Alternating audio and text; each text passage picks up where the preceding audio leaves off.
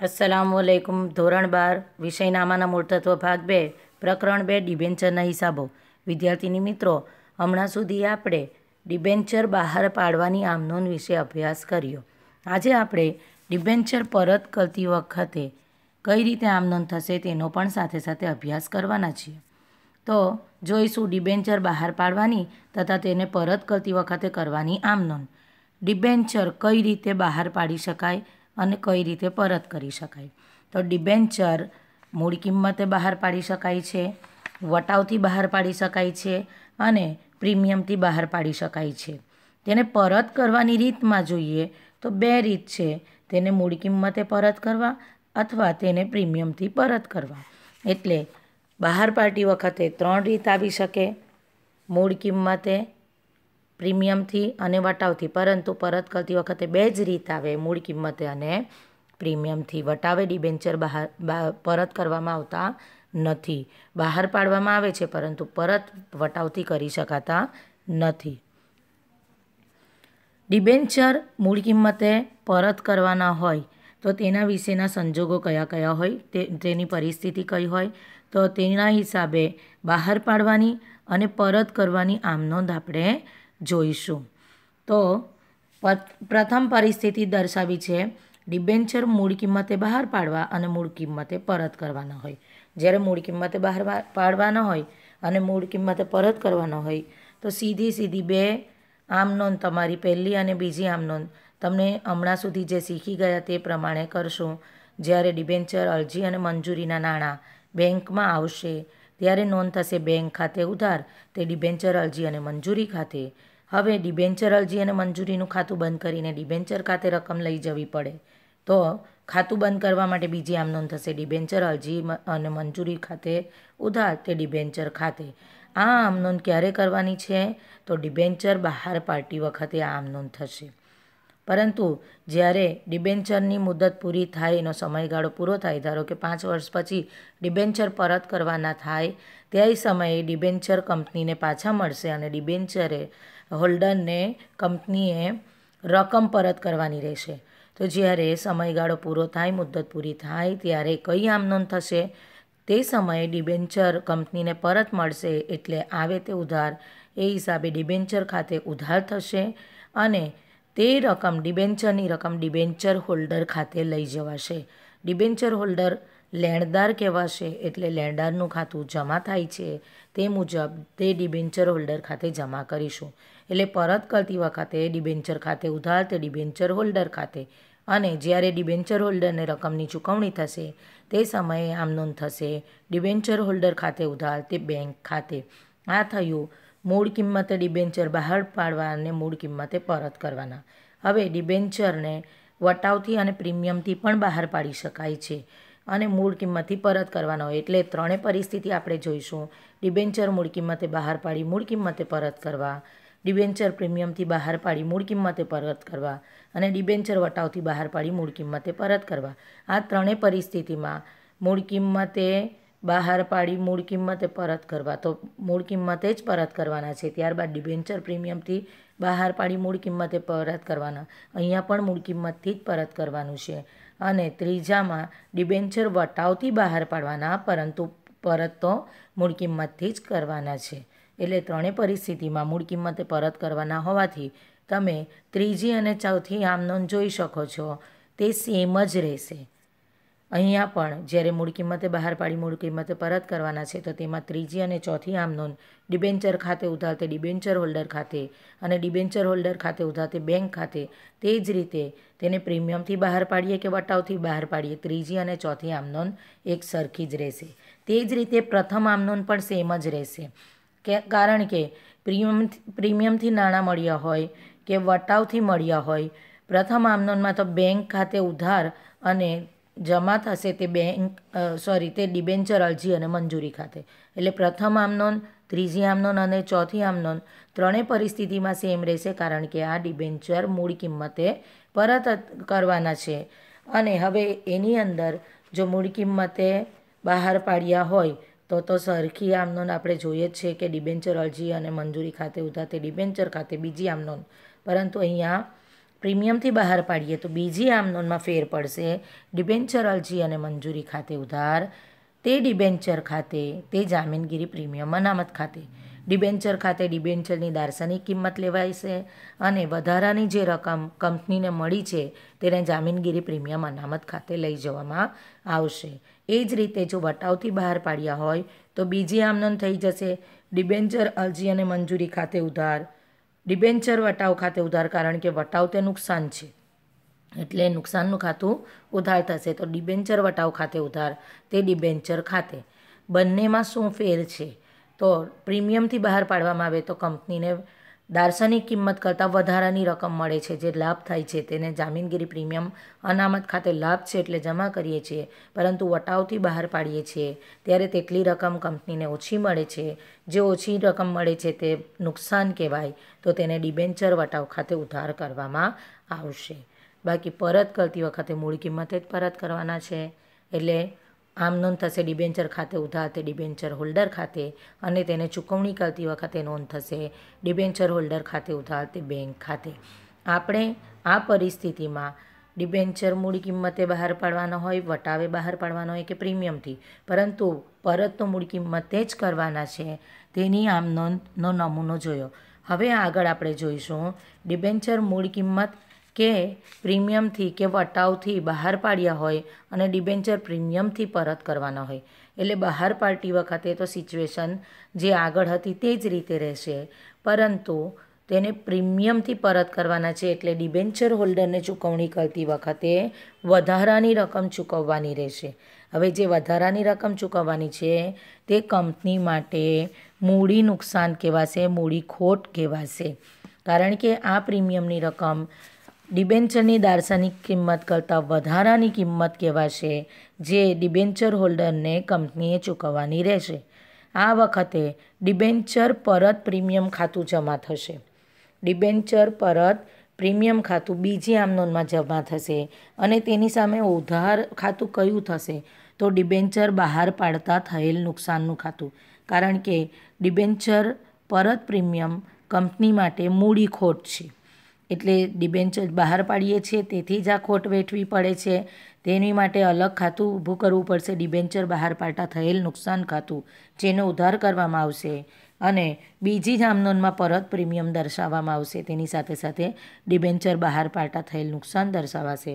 તો બીજી આમ નોંધની અંદર ડિબેન્ચર બહાર પાડતા થયેલ નુકસાન ખાતે ઉધાર તે ડિબેન્ચર પરત પ્રીમિયમ ખાતે એ રીતે લખાશે. અને જ્યારે પરત કરવાની આમ નોંધ કરીશું ત્યારે દરેકમાં પરત પ્રીમિયમનું ખાતું જે આગળ આપણે બીજી આમ નોંધમાં જમા કર્યું હતું તેને ઉધાર કરીશું અને ડિબેન્ચરની રકમ સાથે સાથે ડિબેન્ચર પરત પ્રીમિયમની રકમ પણ ડિબેન્ચર હોલ્ડર્સ ખાતે લઈ જવાશે.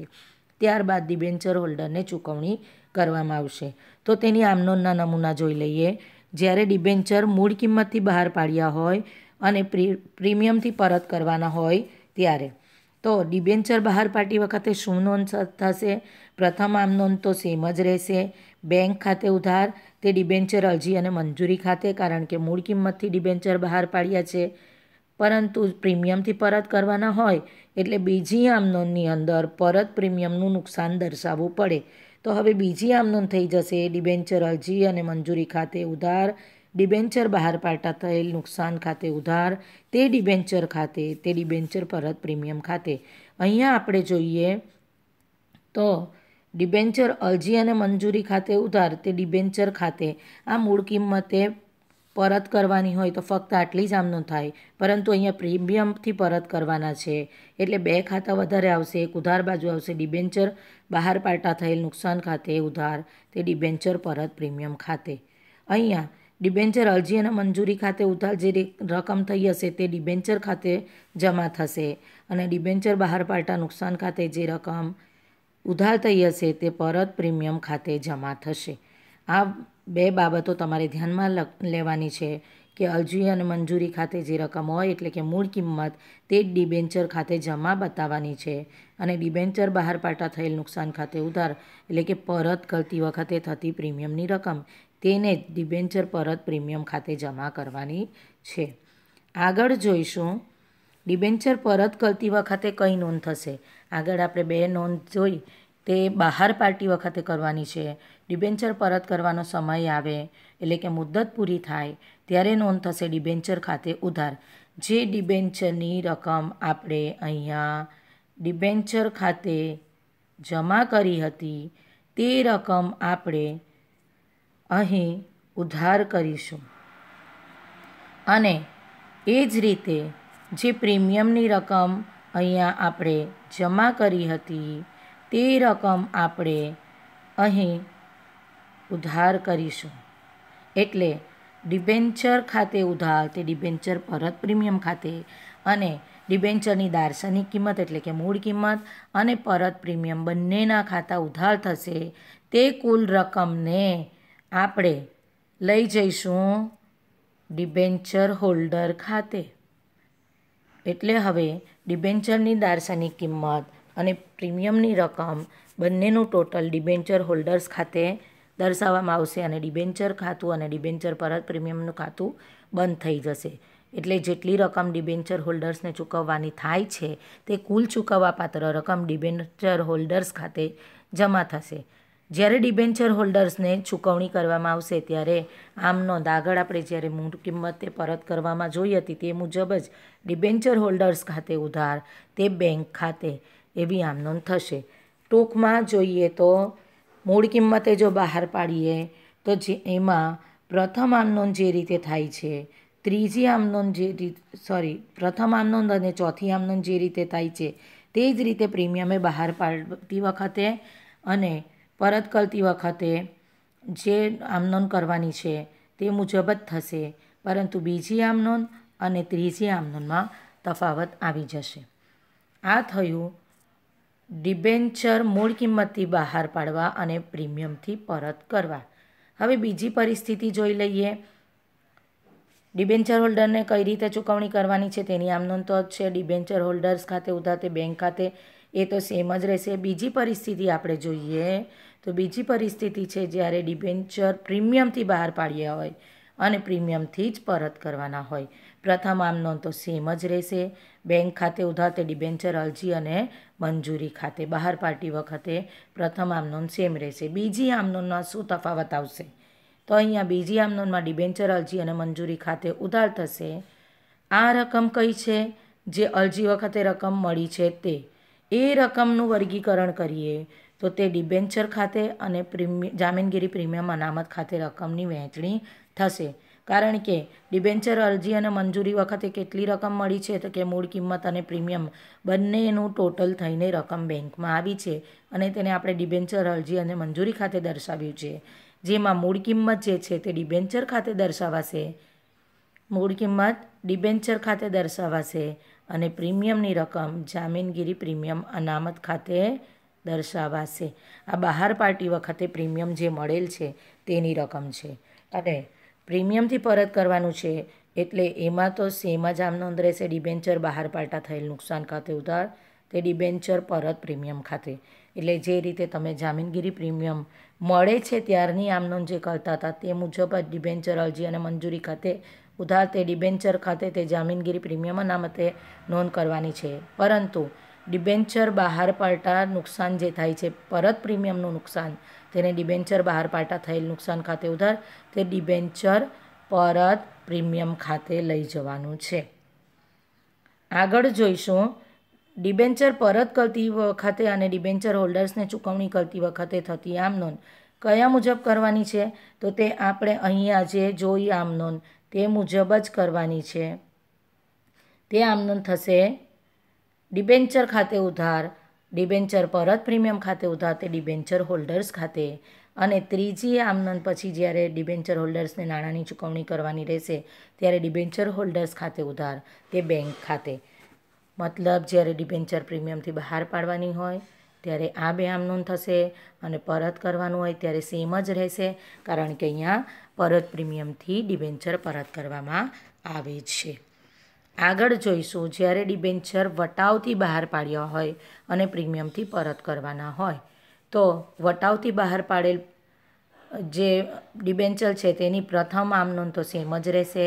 બેંક ખાતે ઉધાર તે ડિબેન્ચર અરજી અને મંજૂરી ખાતે. અહીંયા જે રકમ મળે છે તે મૂળ કિંમત બાદ વટાવની રકમ મળે છે, એટલે કે વટાવ બાદ કર્યા પછીની રકમ બેંકમાં ઉધાર થશે અને તે રકમ ડિબેન્ચર અરજી અને મંજૂરી ખાતે જમા થશે. હવે ડિબેન્ચર અરજી અને મંજૂરીનું ખાતું બંધ કરવાની તથા તેને જામીનગીરી પ્રીમિયમે પરત કરવાનું છે તો તેના વિશેનું નુકસાનની આમનોંધ થશે. અહીંયા આપણે ડિબેન્ચર વટાવથી બહાર પાડ્યા છે એટલે 2 ખાતા તેના ઉધાર થશે. ડિબેન્ચર અરજી અને મંજૂરી ખાતે ઉધાર, ડિબેન્ચર વટાવ ખાતે ઉધાર, તે ડિબેન્ચર ખાતે. આ આમનોંધ તો વટાવે જ્યારે આપણે ડિબેન્ચર બહાર પાડીએ છીએ ત્યારે જે રીતે કરતા હતા તે રીતે, પરંતુ કેમ કે આને પરત પ્રીમિયમે બહાર પાડ્યા છે એટલે નુકસાનનું ખાતું દર્શાવવું પડશે. તો ડિબેન્ચર બહાર પાડતા થયેલ નુકસાન ખાતે ઉધાર, તે ડિબેન્ચર પરત પ્રીમિયમ ખાતે. અહીંયા અરજી અને મંજૂરીમાં વટાવ બાદની રકમ બતાવવાની છે. જે વટાવની રકમ નથી મળી તેને વટાવ ખાતે અને આ બંનેનો સરવાળો તે ડિબેન્ચર ખાતે લઈ જવાશે. તેની સામે ડિબેન્ચર બહાર પાડતા થયેલ નુકસાન ડિબેન્ચર પરત પ્રીમિયમ ખાતે લઈ જવાશે. એટલે તમારે આ જે આમનોંધ છે તેની બાજુમાં જે તેની સમજૂતી આપી છે તેને ખાસ ધ્યાનમાં લેવી કે કયા ખાતે કેટલી રકમ લઈ જવી. આ જે 2 આમનોંધ આપણે જોઈ છે તે આમનોંધ છે ડિબેન્ચર બહાર પાડવાની આમનોંધ. અહીંયા વટાવથી બહાર પાડવામાં આવે છે અને પ્રીમિયમે પરત કરવાના છે. હવે આ 2 આમનોંધ પછી ત્રીજી આમનોંધ અને ચોથી આમનોંધ જે આગળ આપણે જોઈ ગયા તે મુજબ જ થશે. ડિબેન્ચર ખાતે ઉધાર, ડિબેન્ચર પરત પ્રીમિયમ ખાતે ઉધાર, આ રીતે, અને તે ડિબેન્ચર હોલ્ડર્સ ખાતે. અને પછીની આમનોંધ થશે ડિબેન્ચર હોલ્ડર્સ ખાતે ઉધાર, તે બેંક ખાતે. ટૂંકમાં કોઈ પણ પરિસ્થિતિ હોય તેમાં પ્રથમ 2 આમનોંધમાં તમારે ધ્યાન રાખવાનું છે કે તે મૂળ કિંમતે બહાર પાડ્યા છે કે વટાવે બહાર પાડ્યા છે કે પ્રીમિયમથી બહાર પાડ્યા છે તેની અસર દર્શાવવી પડશે. તેની સાથે સાથે તમારે પ્રીમિયમે પરત કરવાના છે એટલે 3 પરિસ્થિતિમાં ડિબેન્ચર બહાર પાડતા થયેલ નુકસાન ખાતે ઉધાર, તે ડિબેન્ચર પરત પ્રીમિયમ ખાતે બીજી આમનોંધમાં દર્શાવશો. ત્રીજી આમનોંધમાં તમારે પરત પ્રીમિયમનું ખાતું ઉધાર કરવાનું, તે રકમ પણ ડિબેન્ચર હોલ્ડર્સ ખાતે લઈ જવાની છે અને છેવટે ડિબેન્ચર હોલ્ડર્સને ચૂકવણી કરવાની હોય ત્યારે ડિબેન્ચર હોલ્ડર્સ ખાતે ઉધાર, તે બેંક ખાતે આ રીતે દર્શાવવાનું છે. આના દાખલા જ્યારે કરશો ત્યારે વધારે સમજૂતી મળશે. હવે આ ડિબેન્ચરની રકમ અને તેના ઉપર જે નુકસાન થાય છે તે નુકસાન વિશે તમારે પાકા સરવૈયામાં કઈ રીતે રકમ લઈ જવાની છે તો કે ડિબેન્ચર વટાવ ખાતાની રકમ અને ડિબેન્ચર બહાર પાડતા થયેલ નુકસાન ખાતાની રકમમાંથી ડિબેન્ચરની મુદ્દત પ્રમાણે દર વર્ષે અમુક રકમ જામીનગીરી પ્રીમિયમ અનામત ખાતાની સામે કે નફા નુકસાનના પત્રકમાં માંડી વાળવામાં આવે છે. જેના વિશે અગાઉ પણ આપણે જામીનગીરી પ્રીમિયમ અનામત ખાતે કે નફા નુકસાનના પત્રક ખાતે વટાવની રકમ કઈ રીતે લઈ જવી તેના વિશે આમનોંધ જોઈ હતી. હવે ડિબેન્ચર બહાર પાડતા થયેલ નુકસાન સાથે પણ તેની આમનોંધ ફરીવાર એકવાર જોઈ લઈએ. તો તેમાં લખાશે નફા નુકસાનના પત્રક ખાતે ઉધાર. જો નફા નુકસાનના પત્રક ખાતે નુકસાનની રકમ લઈ જવાની હોય તો નફા નુકસાનના પત્રક ખાતે ઉધાર, તે ડિબેન્ચર વટાવ ખાતે, તે ડિબેન્ચર બહાર પાડતા થયેલ નુકસાન ખાતે. અને જો એની રકમ જામીનગીરી પ્રીમિયમ અનામત ખાતે લઈ જવાની હોય તો જામીનગીરી પ્રીમિયમ અનામત ખાતે ઉધાર, તે ડિબેન્ચર વટાવ ખાતે, તે ડિબેન્ચર બહાર પાડતા થયેલ નુકસાન ખાતે. કારણ કે આ જે નુકસાન થાય છે વટાવનું કે બહાર પાડતા થયેલ નુકસાન, તે નુકસાનની રકમ સપ્રમાણ દર વર્ષે ડિબેન્ચરની મુદ્દત પ્રમાણે દર વર્ષે રકમ માંડી વાળવામાં આવે છે અને તેને તે ખાતા બંધ કરીને નફા નુકસાનના પત્રક ખાતે કે જામીનગીરી પ્રીમિયમ અનામત ખાતે લઈ જવામાં આવે છે. જેના વિશે આગળ આપણે માહિતી મેળવી ચૂક્યા છીએ. આ સેશન આપણે અહીં સમાપ્ત કરીશું. આવતા સેશનમાં ફરીવાર મળીશું. ત્યાં સુધી ઘરે રહો, સુરક્ષિત રહો. અલ્લાહ હાફિઝ.